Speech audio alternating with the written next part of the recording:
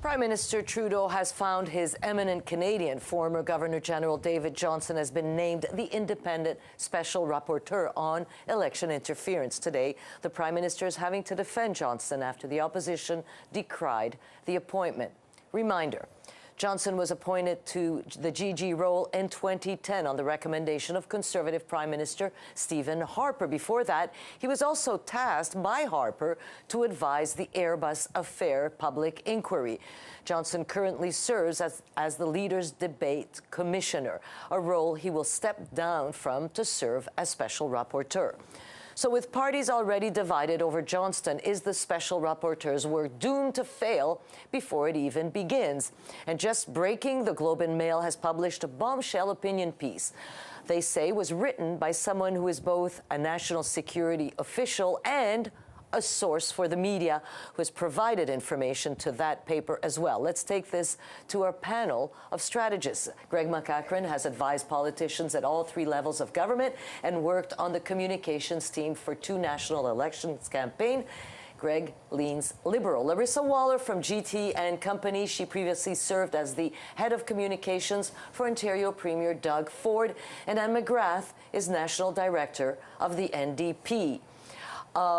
Welcome to the three of you. Happy Friday. I'm going to start with you, Greg, because I want to read a little piece of that article that just came out in the Globe and Mail, written by somebody who was a national security official, or probably still a national security official, and who says that it had become increasingly clear that no serious action was being considered when the higher-ups in Ottawa were being informed about elections interference, and I continue to read, quote, "Worse still, evidence of senior public officials ignoring interference was beginning to mount."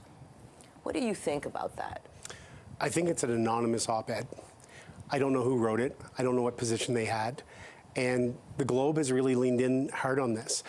The Globe is, very conservative leaning, along with the National Post.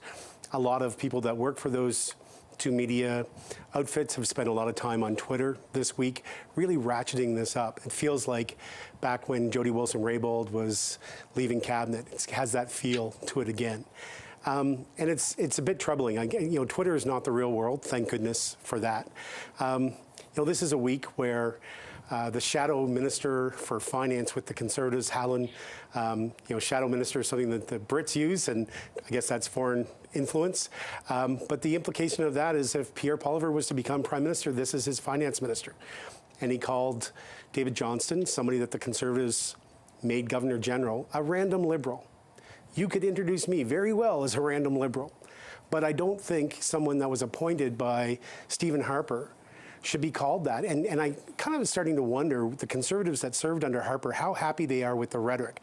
There's something else going on here, Joyce. I mean, math and history suggests that the Liberals will have a hard time being elected to a 4th term. And it's like the Conservatives have decided, well, we saw Aaron O'Toole pivot to the center, and it didn't work. So now, since we're going to win anyway, we can say whatever we want. And, David Johnston will be fine. I'm not sure he stays up nights thinking that Jenny Byrne is critical of his career. But it does send a message to everybody else that covers politics, works in politics, might ever take an appointment. Don't do it. The Conservatives could very well criticize the Prime Minister for why they did this, but why they had to go after Johnston's integrity, I don't understand it. Yeah, but Anne McGrath, I want to ask you, does it worry you? It's true, it's an anonymous one.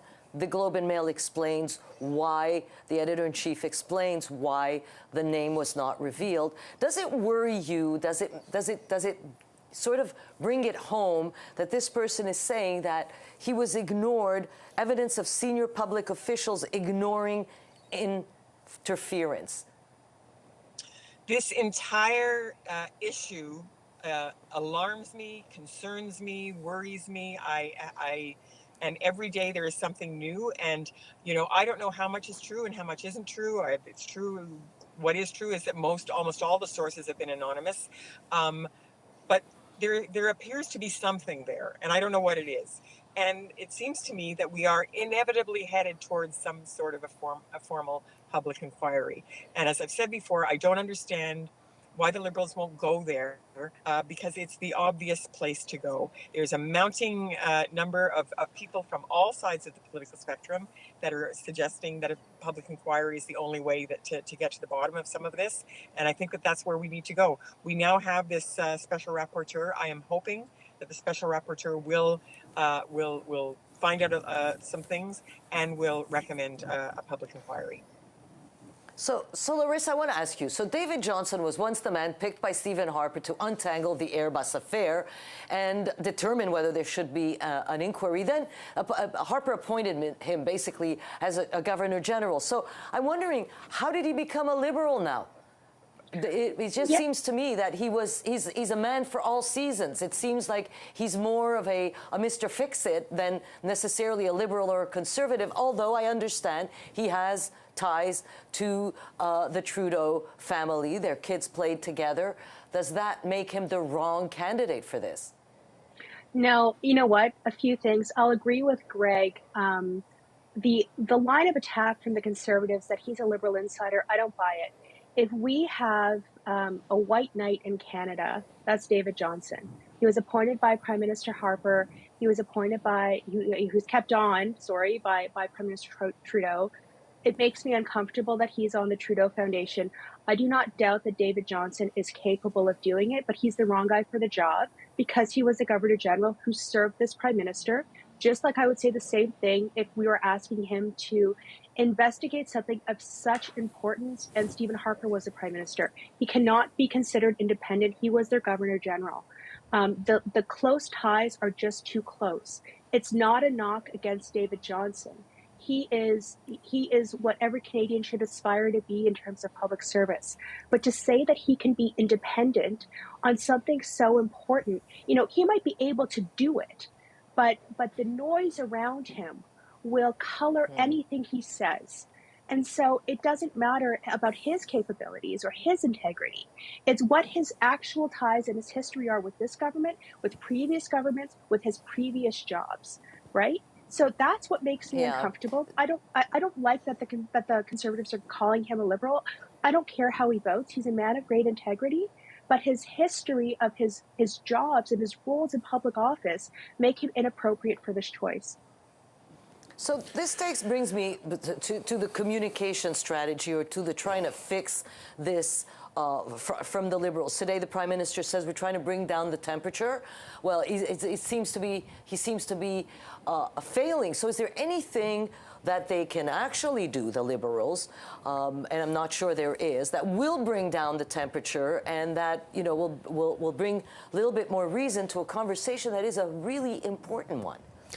Larissa just said the noise around this. Yes. So are we at a point now where if you just make enough noise, you get your own way? I watched the other night a couple of leading media figures. One used to sit in that chair, and they thought this was a great idea. And then a couple of Conservatives, a strategist, a couple of MPs started talking and really criticizing this. And I watched them do a 180. A couple of leading media figures all of a sudden changed their mind because the Conservatives started yelling about this. How do you counter that? Like, it seems like it's a great reduction in that we can just malign. I get what Larissa said. She's not questioning David Johnston's integrity, but a bunch of elected officials for the Conservatives are, and they chose him for Governor General. He was actually asked to stay on past the 2015 election in case it was a minority. Stephen Harper asked him to do that. So I don't know, is this a big cut between the Polliver years and the Harper years where they just are going to pretend that those legacies, they can never associate themselves with a good appointment? And we know there's been a bad appointment recently for Governor General. They will never be able to associate themselves with that appointment ever again. And I don't have a lot of time, but this week we found out there was alleged interference in the Vancouver municipal election. Mayor Ken Sim is the first Canadian of Chinese descent elected in the role, says if he was Caucasian, all these allegations wouldn't be flying around basically claiming this is race-driven. Have we sunk into racism here in trying to find out what is going on? there is definitely an ugliness around this, and I do think that for Canadian politicians, whether it's the Vancouver mayor or anywhere across the country, Canadian politicians of Chinese descent, whether they're from mainland China, Hong Kong, wherever they're from, are probably feeling a little bit worried about where this is all going. I totally get that. I think it's completely legitimate. And I also agree that excessive partisanship is really playing a role in this right now. But as I said before, there is a way to deal with that. There is a way to minimize the excessive partisanship and take it out of the realm that it's in right now, and that is through an open, transparent, nonpartisan public inquiry. And I think that, you know what, you guys, I think we're going to be talking about this again. Maybe the visit of the president will change the dial just a little bit, but we'll get back right into that. Greg McEachran, Larissa Waller, and Anne McGrath in her car. Thank you so much. Have yourselves a wonderful weekend. Thanks for being there. Thank you.